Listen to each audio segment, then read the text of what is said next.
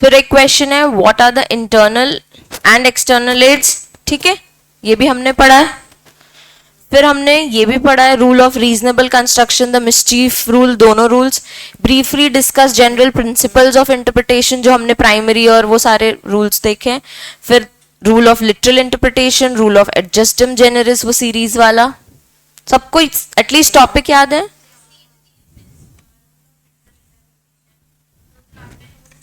उसमें से वो पैराग्राफ, तो एक आध एग्जाम्पल हम दे सकते हैं। 5 नंबर का नहीं है, 3 नंबर 4 नंबर का आएगा, ठीक है, क्योंकि उसका मीनिंग ही वही है ना, आपने एक्सप्लेन करना है। मॉड्यूल में ज्यादा थी, वही मैं बोल रही हूँ ना, जैसे तुमने एक्सप्लेनेशन दे दिया एक बार, उसके बाद एक एग्जाम्पल दे दिया और कंक्लूजन अगर अपने वर्ड्स में दे दिया तो वो कंप्लीट आंसर हो जाएगा, ठीक है। अब इसके बाद है short note on reading methodology of companies act, ये अभी हम देखेंगे। फिर importance of general clause act, ठीक है। फिर ये ऑब्जेक्टिव वाले जो क्वेश्चंस जो मैं तुम लोगों को बोलती हूँ स्किप मत करना, देखो हर चैप्टर के बाद में एक दिए हुए हैं। अभी तक हम जो उस दिन सारे टॉपिक्स पढ़ रहे थे, एक भी क्वेश्चन है इसमें?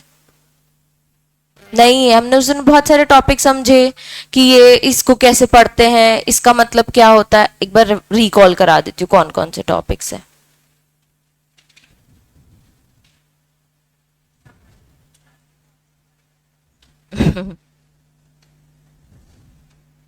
फिर लीगल मैक्सिम्स देखो नहीं कवर किए उन्होंने, लेकिन हम फिर भी पढ़ के जाएंगे, ठीक है। हाँ, उसके बाद हमने पढ़ा था reading a bare act and citation of cases, तो दिस माइट कम और दिस मे नॉट कम। तो हमें पढ़ना कैसे होता है ऐसे टॉपिक्स को कि एक बार हमने क्लास में अंडरस्टैंड किया, घर पे रीड किया, एक शॉर्ट नोट बना के वहां तो या तो हिंदी में लिख लिया कि what ever they have mentioned, या अपनी ओन लैंग्वेज में मेंशन कर दिया, और मार्किंग्स वाला ही हमेशा रीड किया। मतलब जब इंटरप्रिटेशन पढ़ेंगे तो याद क्या क्या करेंगे हम? Need object, meaning of interpretation, rules कितने हैं, इंटरनल एक्सटर्नल एड, ये हमें कंप्लीटली थरली याद होने चाहिए टॉपिक्स, ठीक है। इसके बाद वाले टॉपिक्स हम गो थ्रू करेंगे और चैप्टर को इतना टाइम नहीं देंगे, ठीक है। अब इसके बाद है प्रोस्पेक्टिव एंड रेट्रोस्पेक्टिव, तो हमें इसका मीनिंग, अब इतना सारा लिखा है, हमें इसका सिर्फ मीनिंग जैसे मैंने मार्किंग की है बस पता होना चाहिए। रेट्रोस्पेक्टिव जो पीछे से लगता है और प्रोस्पेक्टिव जो नया लॉ, जो भी अमेंडेड लॉ आया है वो ही अप्लाई होगा। तो तुम्हें वहां पे शॉर्ट वर्ड्स में इसको तुम ओन अगर आ गया तो ओन वर्ड्स में एक्सप्लेन कर सकते हो फिर, ठीक है। तो इसको लर्न करने की जरूरत मेरे हिसाब से नहीं है, ठीक है। तो बेटे 100 मार्क्स का पेपर है, तुमको 100 में से 100 मार्क्स लाने के लिए जितना तुम पढ़ सकते हो तुम पढ़ोगे, ठीक है। अब 100 मार्क्स में ऐसा 4 से लेके मैं बोलूंगी 10 मार्क्स का ऐसा आएगा जो शायद तुम्हें थरली याद नहीं होगा। तो तुम्हें उस time as an professional answer writing लिखनी है ना, कि तुम एक प्रोफेशनल हो, तुमसे किसी ने कुछ क्वेश्चन पूछा है, तुम्हें उसे उस क्वेश्चन का आंसर देना है। मैं तुमसे एक क्वेश्चन पूछूं, तुम मुझे हिंदी में आंसर दोगी, ठीक है, कि मैम इसका मतलब ये होता है। तुमसे इंस्टीट्यूट ने कुछ क्वेश्चन पूछा, तो एज अ प्रोफेशनल तुम एक प्रोफेशनल लीगल टर्म्स के साथ या फिर एक इंग्लिश लैंग्वेज में जिस तरीके से तुम उसे एक्सप्लेन कर सकती हो वो दोगी। तो 4 में से तुम्हें 2-3 कंसिडर करके मार्क्स देगा, 1 एटलीस्ट देगा कि तुमने वो अटेम्प्ट किया और इंग्लिश में एक्सप्लेन करने की कोशिश की। तो तुम्हारे वो जो 10 मार्क्स है जो शायद तुम्हारे आउट ऑफ बॉक्स है, तुम्हारे माइंड के आउट ऑफ बॉक्स है, ठीक है। तो वो इस तरीके से 10 में से 10 मार्क्स का पेपर है, 1-1-1 करके 5 तो कवर करोगे, तो 95 वाला पेपर कवर हो गया।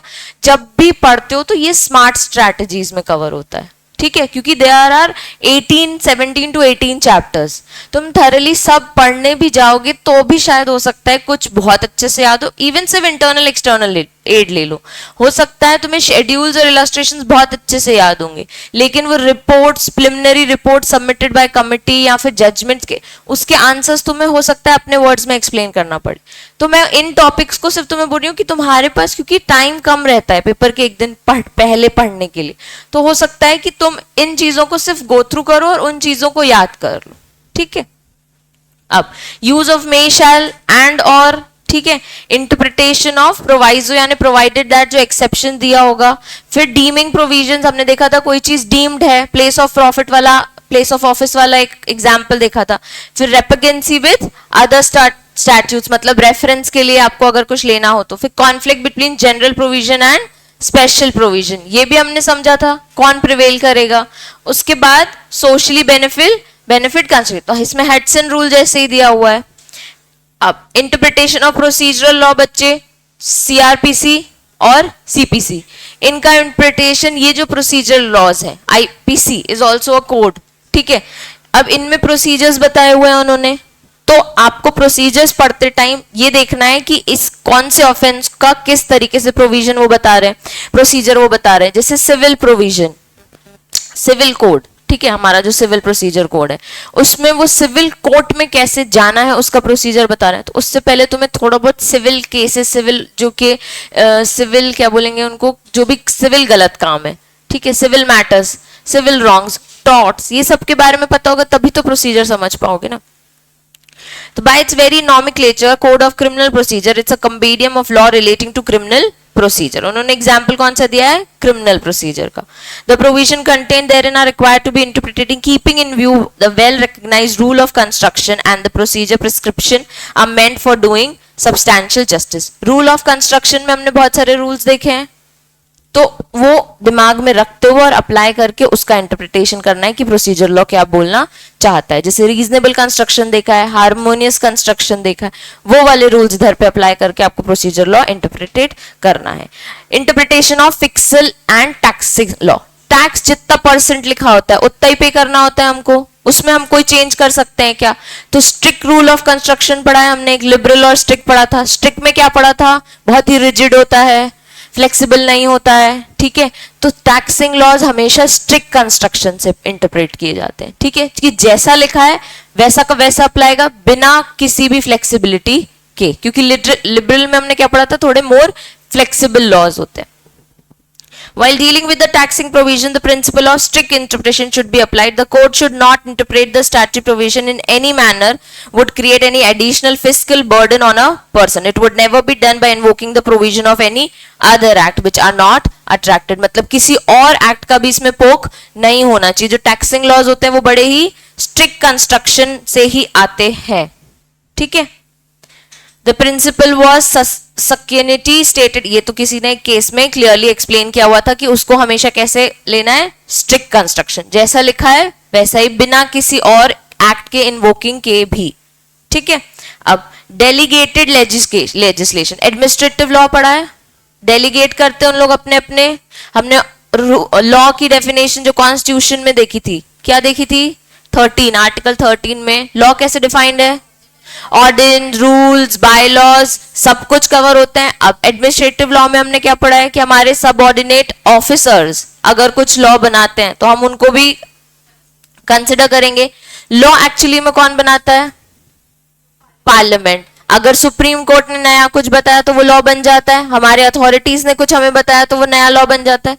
वही यहाँ पे दिया, डेलीगेटेड लेजिस्लेशन यानी subordinate legislation is a legislation made under pass confirmed by an act of the parliament and enabling state often called parent act। मतलब किसी एक्ट में दिया हुआ है कि इसके आगे की रूल सेंट्रल गवर्नमेंट बना सकती है, स्टेट गवर्नमेंट बना सकती है, इसके आगे की बातें कोई और गवर्नमेंट या ऑफिसर भी बना सकते हैं। इसमें अगर जो सुप्रीम कोर्ट बोलेंगे वो अप्लाई होगा। ये किसी एक्ट में स्पेसिफिकली मेंशन्ड है, तो वो क्या कर रहे हैं, पार्लियामेंट एक एक्ट के थ्रू अपनी पावर लॉ बनाने की डेलीगेट कर रहे हैं किसी और ऑफिसर या पर्सन को। The bulk of delegated legislation is governmental, it consist of mainly orders, regulation, rules, direction, schemes made by the ministers, ठीक है। जो नए नए रूल्स आते हैं जो लॉ में मेंशन्ड नहीं है वो किसने बनाए हैं, किसी गवर्नमेंट ऑफिसर ने। वो क्या है, एक्चुअली में डेलीगेटेड लेजिस्लेशन है कि हमें ऊपर से पार डेलीगेट किए। डेलीगेशन तो सब समझते हो ना। It is a primary use to supplement Act of Parliament by prescribing detailed and technical rules required for their operation। कई बार हमने एडमिनिस्ट्रेटिव लॉ में पढ़ा है कि लॉ मेकिंग वाले हमारे साथ नहीं रहते हैं, तो जो हमारे इन एंड अराउंड रहते हैं, जो हमारी प्रॉब्लम समझते हैं, हमारे इंटरेस्ट समझते हैं, अगर वो हमारे लिए रूल्स बनाते हैं तो वो भी हमको एज लॉ ही फॉलो करने पड़ते हैं। तो ये जो डेलीगेशन वाली पार है वो इसलिए ही दी हुई है, ठीक है, कि उनको पता है कि ऑपरेशंस कैसे चलाने हैं। Delegated legislation is also made by variety of bodies outside central government, example being the rules of Supreme Court and bodies such as SEBI, ठीक है। Conflict between statute, rules and regulations, ये हमने उस दिन भी समझा था कि अगर आपस में दो एक्ट में कॉन्फ्लिक्ट होता है तो कौन प्रिवेल करेगा, जो स्पेसिफिक हो और प्लस अगर को उस एक्ट में लिखा हो not with standing anything with the act, इस प्रोविजन के ऊपर ये प्रिवेल नहीं करेगा, या इस प्रोविजन के ऊपर दैट वो फॉर्मर लॉ विल प्रिवेल, जहां जहां ये चीज मेंशन होगी वो लॉ प्रिवेल होगा। तो इंटरप्रिटेशन वो क्लियरली बोल दिया कि अगर कॉन्फ्लिक्ट लग रहा है कि यार उस एक्ट में तो ऐसा लिखा है, इस एक्ट में ऐसा लिखा है, तो उस एक्ट में कहीं ना कहीं ये चीज मेंशन होगी कि ये एक्ट प्रिवेल करेगा कि वो act. It is well settled rule of statutory interpretation that when a rule or form prescribed under a statute conflicts with the statute provision the latter will prevail. ठीक है, it is well settled, but वापस वही चीज लिखी है, in other words, but before a rule can have effect of statutory provision, two conditions must be fulfilled, namely it must conform to the provision of the statute under which is framed। मतलब जो आप apply कर रहे हो, letter शैल prevail, जो भी prevail हो रहा है उसको अंडरस्टैंड करो कि हाँ वो क्या उस प्रोविजन के साथ बैठ रहा है कि नहीं बैठ रहा, उसकी फ्रेमिंग उसको कवर कर रही है कि नहीं कर रही है। It must also come with in the scope and purview of the rule making power of the authority forming the rule। It is either these two condition is not fulfilled, the rule so framed would be void। मतलब हम पहले तो statute समझ रहे थे अभी तक कि दो एक्ट्स में अगर है तो कौन प्रिवेल करेगा, अब दो रूल्स में अगर कॉन्फ्लिक्ट है तो आप ये दो कंडीशंस में अप्लाई कर लो। सबसे पहले क्या वो उस फ्रेम में कवर हो रही है कि नहीं, दूसरा जिस अथॉरिटी ने बनाया क्या उसको ये पार है, प्लस ये एक्ट के ऑब्जेक्ट्स को कवर कर रही है कि नहीं कर रही है, तो कर रही है तो ठीक है। अगर ये दोनों कंडीशंस फुलफिल नहीं होती कि कुछ भी अननेसेसरी ऑब्जर्व्ड रूल है तो वो रूल को हम वॉइड डिक्लेयर कर देंगे। ठीक है, डॉक्ट्रिन ऑफ सब्सटैंशियल कंप्लायंस, इसका मतलब क्या है? अच्छा, सब्सटैंशियल मतलब बताओ बाद में, ठीक है, और कंप्लायंस मतलब को जो आपको कंप्लाई करना है। ये इतना अच्छा टॉपिक है, मुझे ऐसा लगता है शायद इससे क्वेश्चन आ सकता है तुम लोगों को। इसमें उन्होंने एक्सप्लेन किया है कि कोई चीज लॉ में मेंशन्ड है, ठीक है, जैसे Indian contract act, Indian contract act के कुछ एसेंशियल्स हैं, ठीक है, लेकिन आपने उस एसेंशियल को ध्यान में रखते हो ऑफ कोर्स कुछ अपने हिसाब से एक नॉर्मल अलग कॉन्ट्रैक्ट में एंटर करने की कोशिश की है। अब उस कॉन्ट्रैक्ट में आपने टर्म्स एंड कंडीशंस लिख दिए हैं, जैसे कि कॉन्ट्रैक्ट क्या बोलता है, माइनर कॉन्ट्रैक्ट नहीं कर सकते, ठीक है। आपने एक मेजर के साथ कॉन्ट्रैक्ट किया है और बोला है कि अगर तुम्हारी डेथ हो जाती है during the period of contract term of agreement, तो तुम्हारे जो बच्चे होंगे that should follow the terms and conditions, ठीक है। अब इसके बच्चे हैं अभी सपोज 15 ईयर्स के, ठीक है, जब इसके बच्चे 16 के हुए मेजर की डेथ हो गई, ठीक है। अब 16 वाले को कंटिन्यू करना पड़ेगा, क्यों? क्योंकि उनकी टर्म्स एंड कंडीशंस में लिखा था, उसने कॉन्ट्रैक्ट तो एक मेजर के साथ एंटर किया था, लेकिन अब जो भी बिजनेस है, जो भी उनकी डील हुई है, वो अब उसके चाइल्ड को फुलफिल करनी है, ये उन्होंने टर्म डाल दी थी। तुम्हारे हिसाब से what will prevail, the Indian contract act or this contract? Indian contract act तुम्हारे हिसाब से, लेकिन एक सब्सटैंशियल कंप्लायंस में उन्होंने दिया है कि अगर आपके बीच में ऐसी कोई टर्म सॉर्टेड है, इस मेजर को कोई प्रॉब्लम नहीं थी, इस चिल्ड्रन को कोई प्रॉब्लम नहीं थी, तो लॉ बीच में नहीं आएगा, ठीक है। और बच्चे इसमें क्या कुछ ऑफेंसिव हो रहा है, कुछ भी गलत हो रहा है, किसी और को हार्म हो रहा है, पब्लिक इंटरेस्ट पे जा रहा है क्या, किसी एक इंडिविजुअल इंटरेस्ट हार्म हो रहा है क्या? नहीं हो रहा है। आखिर इसकी फैमिली, इंडियन कॉन्ट्रैक्ट एक्ट में भी ऐसे एक्सेप्शंस हैं कि घर चलाने के लिए एक माइनर भी लोगों के साथ डील कर सकता है क्योंकि उसके फैमिली में कोई नहीं है, ठीक है। तो 16 ईयर वाला चाइल्ड करेगा क्या? ये लॉ बना हुआ है कि माइनर वाले के साथ अब एंटर नहीं कर सकते या क्या, तो वो क्या धरे धरे बैठे रहे कि अब मैं 18 साल का हूंगा फिर मैं अपना घर चलाऊं? नहीं, ऑब्जेक्ट समझो। कॉन्ट्रैक्ट एक्ट में ऐसा क्यों दिया है कि बिलो 18 कॉन्ट्रैक्ट में एंटर नहीं कर सकते? ऐसा क्यों दिया है? नॉलेज होती है बच्चे, वो तो हमने 7 और 12 इयर्स में पढ़ा कि उनकी नॉलेज नहीं होती। क्या होता है ना कि अगर कॉन्ट्रैक्ट फुलफिल नहीं हुआ, ब्रीच ऑफ कॉन्ट्रैक्ट हुआ, तो आप एक्शन लेते हो। तो वो कह रहे हैं कि 18 इयर्स जेल नहीं जाते, कॉन्ट्रैक्ट कॉम्पनसेशन होता है। अगर 18 बिलो 18 वाले साथ आप करोगे तो ब्रीच होने के चांसेस होंगे, तो आप फिर उसके ऊपर एक्शन लोगे। और उसमें बोला है पार्टनरशिप में भी है, बिलो 18 वाला पार्टनर बन सकता है लेकिन सिर्फ प्रॉफिट शेयरिंग की, लॉस शेयरिंग के लिए नहीं। तो क्योंकि बिलो 18 को हम इतना बेयर करा ही नहीं सकते, इतना स्ट्रेस हम बेयर नहीं करा सकते। उनका कंसेप्ट, उनका पर्पस ही यही है कि एक 18 ईयर वाला एक बच्चा ही होता है, अभी इज नॉट एन अडल्ट, ठीक है। तो अब सब्सटैंशियल क्लॉज बोलता है कि आपके अगर फॉर्मल रिक्वायरमेंट्स है ऐसी जिस जो आपने टर्म्स में मेंशन किए तो उसमें हम लॉ को कंसिडर नहीं करेंगे, लेकिन वो हमेशा लॉ के दायरे में होता है, बियॉन्ड द लॉ नहीं जा सकते, बस उस दायरे में आप कवर रहो, और हो सकता है ऐसी टर्म हो जो लॉ को कवर नहीं कर रही हो। ठीक है, कैसे?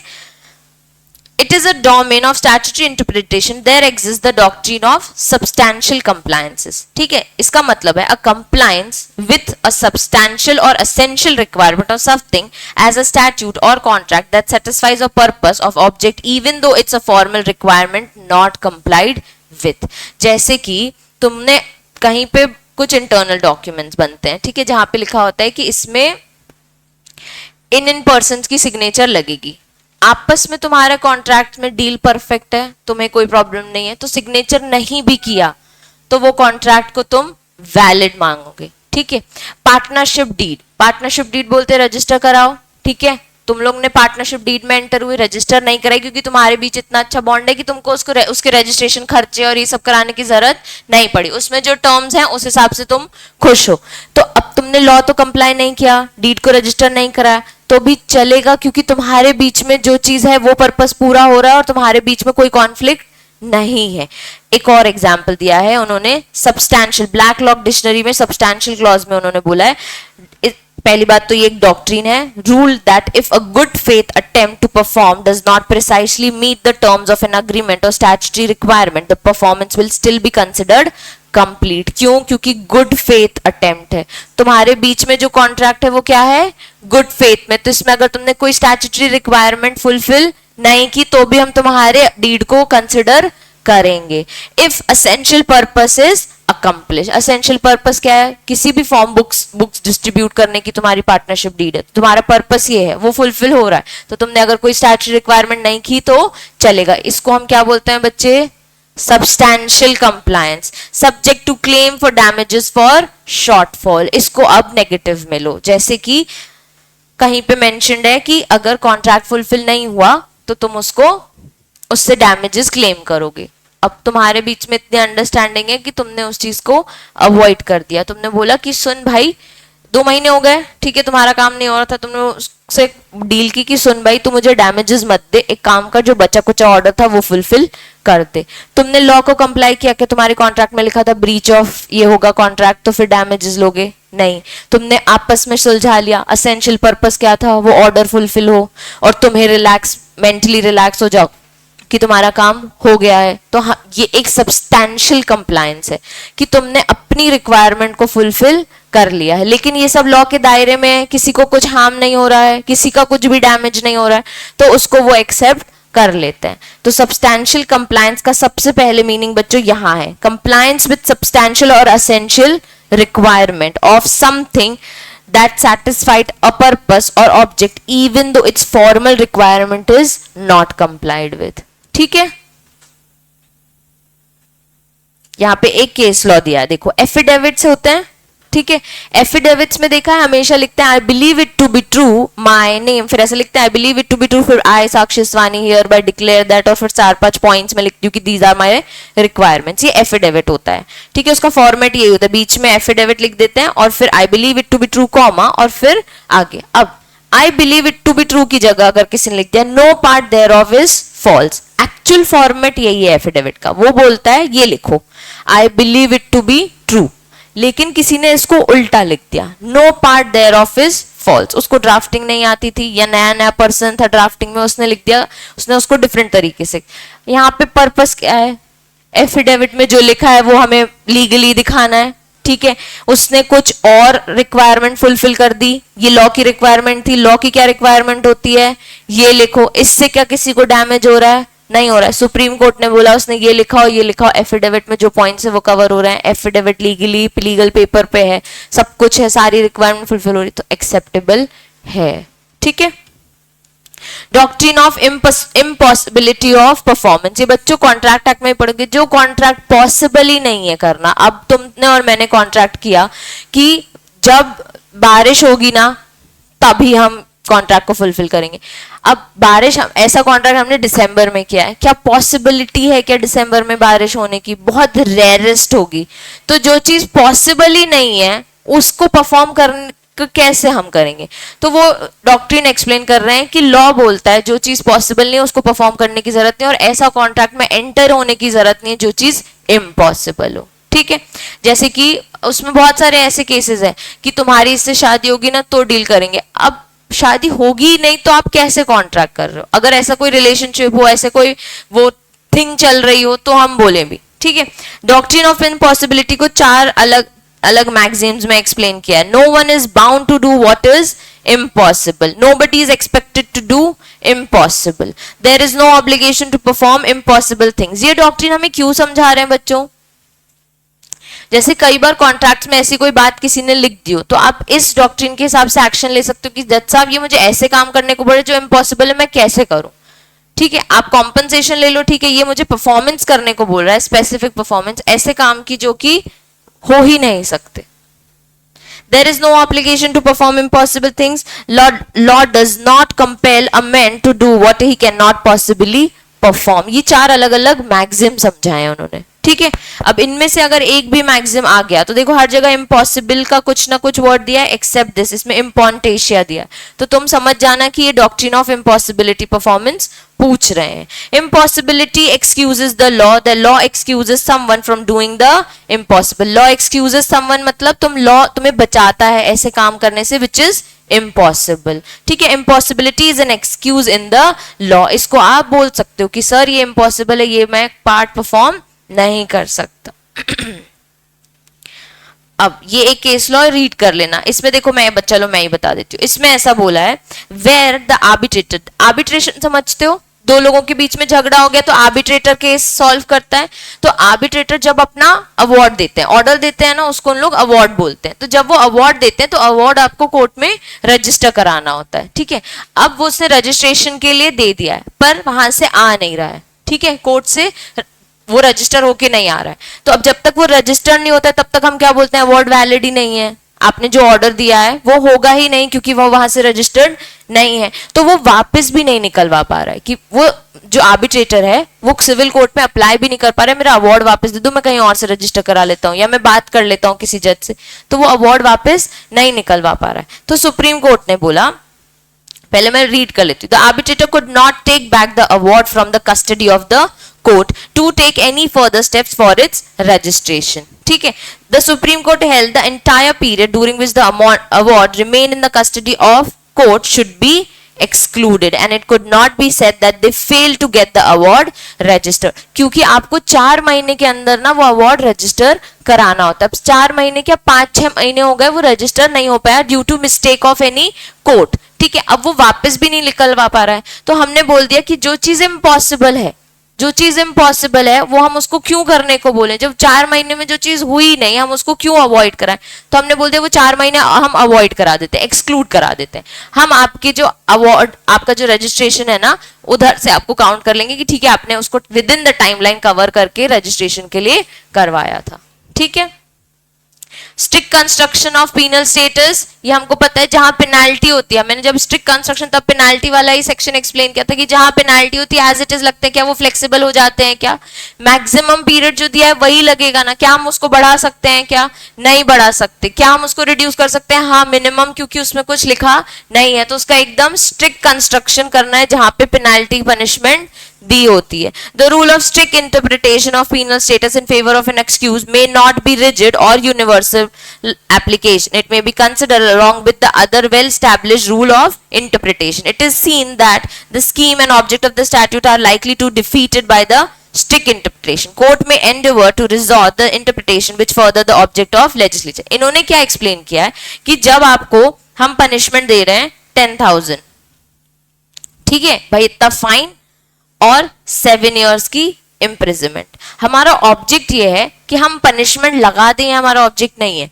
जो उसने ऑफेंस किया है वो दोबारा ना हो। अगर उसने उस लेवल का ऑफेंस नहीं किया है, लेवल बोल रही हूं, ठीक है, ऑफेंस वही है जिसकी पनिशमेंट ये, पर उस लेवल का नहीं है तो आप इसे रिड्यूस भी कर सकते हो। स्ट्रिक्ट कंस्ट्रक्शन सिर्फ मैक्सिमम के लिए लगता है कि 7 से ऊपर आप नहीं कर सकते। हम स्ट्रिक्ट इंस्ट्रक्शन को थोड़ा अवॉइड करके दूसरे कंस्ट्रक्शन ऑफ मतलब दूसरे रूल ऑफ इंटरप्रिटेशन लगाएंगे, ये देख के कि उसने लेवल क्या ऑफेंस का किया। अगर लेवल थोड़ा सा कम है तो आप उसकी जो इम्प्रिजनमेंट है वो रिड्यूस करो। वैसे भी इसमें मिनिमम तो दी नहीं है, सीधे दी होती है मैक्सिमम विच में बी एक्सटेंड टू 7 years, तो उसको आप 3 years 2 years depend on the level of offence. अब आ जाता है तुम्हारा brief of general clause act. मैंने वीडियोस देखने बोले थे, देखे किसी ने जनरल क्लॉजेज एक्ट के? क्यों? चलो ठीक है, मैं आज तुम लोगों को, मैं भूल जाऊं तो मुझे याद दिलाना, मैं वो जनरल क्लॉजेज एक्ट के वो तुमको दूंगी नोट्स, ठीक है? वो हार्डली 4-5 पेजेस के ही हैं और वो तुम्हारे फोन में तुम वीडियो देख लेना। मैं तुम्हें एक बात बताती हूँ, जनरल क्लॉज एक्ट, इसका मैं ब्रीफ दे देती हूँ। जनरल क्लॉज एक्ट क्या होता है बच्चे? जैसे कि अभी हमने लॉ पढ़े हैं, बहुत सारे एक्ट्स पढ़े हैं, हर एक वर्ड को डिफाइन किया है क्या उन्होंने? नहीं किया है। कुछ ऐसे जनरल चीजें हैं जो उन्होंने एक अलग से एक्ट बना दिया, जनरल क्लॉज एक्ट, कि हम उसमें आपको वो क्लॉज को डिफाइन कर दे रहे हैं, ठीक है? हर बार जैसे कि इसमें डेफिनेशंस दी होंगी,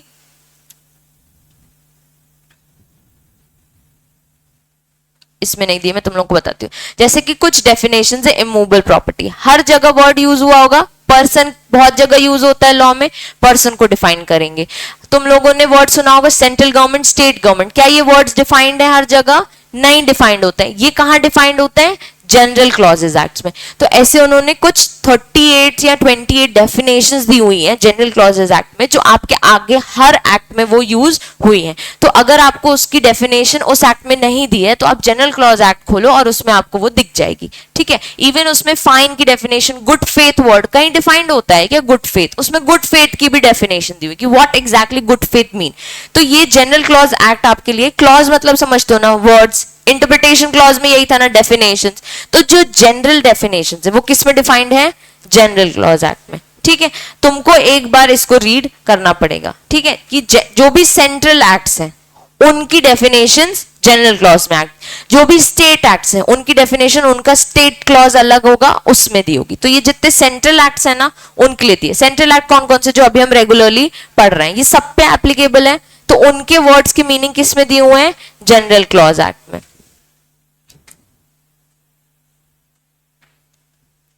reading methodology of the companies act and it's legal aura. Company law पढ़ रहे हो, ठीक है? कैसे पढ़ रहे हो? चैप्टर्स हैं, सेक्शंस हैं, एक एक सेक्शन का मीनिंग समझते हो, उसको अंडरस्टैंड करते हो, अप्लाई करने के लिए एग्जांपल्स देखते हो। वैसे ही उन्होंने बताया, is not a standalone piece of legislation but a complete ecosystem। Company law एक कंप्लीट इकोसिस्टम है। इंटायर कंपनीज, पब्लिक हो, प्राइवेट हो, सेक्शन 8 हो, हर टाइप की कंपनीज के बारे में आपको कहां मिलेगा? प्रोड्यूसर कंपनी हो, कंपनी लॉ में। It contains orders, rules, notification, circulars, उसमें ये सब भी आते हैं। ये सब तुमको ऑफकोर्स करिकुलम में नहीं है, पढ़ने के लिए सिलेबस में नहीं है, पर इसमें ये सब कवर होते हैं, ठीक है? One should read each section of the act with relevant rule, notification and circular. तो जब भी आप पढ़ते हो, कई बार पिंकी दी बताती होंगी, पिंकी मैम बताती होंगी कि वो कहाँ पे मेंशन्ड है? रूल्स में मेंशन्ड है। तो हमको रूल्स अगर नहीं है सिलेबस में तो हम इतनी थॉरली उनको अंडरस्टैंड नहीं करते, सिर्फ क्लासरूम में अंडरस्टैंड कर लेते। पर हर सेक्शन का बच्चों ने रूल दिया हुआ है, हर ऑलमोस्ट हर मेजर सेक्शन के बहुत सारे रूल्स हैं। जैसे incorporation of a company, starting में सेक्शन आता है, ठीक है? उसका अलग से एक रूल है कि कौन सा नेम आप ले सकते हो, कौन सा नेम आप अवॉइड कर सकते हो, ये सब रूल्स में मेंशन्ड होता है, ठीक है? Understanding the structure of companies act and manner of identifying the complementary legislation. ये एक स्टैट्यूट लॉ है, इसमें शेड्यूल्स हैं, delegated legislations, notification, circular, clarification by MC. हमारा पूरा कंपनी लॉ में जितने भी नोटिफिकेशंस आते हैं वो कौन देता है? Ministry of corporate affairs. उसके बाद फिर how to read and understand a section, इन्होंने बस एक एग्जांपल दे, reading provision of companies act with delegated legislation. Delegated legislation कैसे? जैसे कभी कभी सेबी अप्लाई होता है, कभी कभी और कौन से हैं, फेमा अप्लाई हो जाता है, ठीक है? उसके बाद इन्होंने कौन, फेमा और सेबी एलओडीआर ही दिया हुआ है, ठीक है? Breaking the sections into parts and preparing notes for each section, ये तो तुम अभी भी करते हो, ठीक है? और फिर उन्होंने दिया interpretation of some standard words, phrases and use, जैसे कि प्रोवाइजो उन्होंने एक्सप्लेन किया है, ठीक है? क्योंकि पूरे कंपनी लॉ में प्रोवाइडेड दैट प्रोवाइडेड उन्होंने मेंशन किया है। Notwithstanding anything contained पता है तुमको, सब्जेक्ट टू पता है, subject to the provision, subject. अब जब उन्होंने जब जब उन्होंने कोई भी कंपनी के बारे में बताया है तो उन्होंने बोल दिया सब्जेक्ट टू दैट सेक्शन, जो डेफिनेशन का सेक्शन है सेक्शन 2 में है उस पर डिपेंड करता है, या उधर से उसका मीनिंग उठा लो, ठीक है। Nothing contained in this section shall apply, ठीक है, with prejudice to the provision contained in this act और एनी अदर एक्ट। ये वर्ड सुना है तुमने? इसका मतलब क्या है? Without prejudice to the provisions contained in this act और एनी अदर एक्ट। मतलब एक बार इस पैराग्राफ को पढ़ के समझाओ, समझ आ रहा है जो नीचे लिखा है?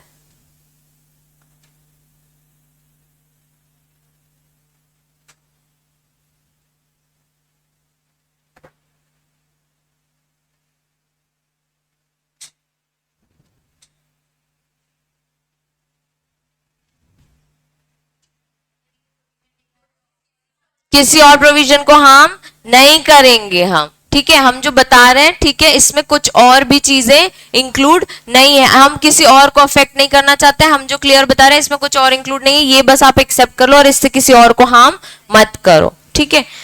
That is to say for the purpose of this section as the case may be shall और मे, ये सारे वर्ड्स के उन्होंने मीनिंग दिए हुए हैं, ठीक है।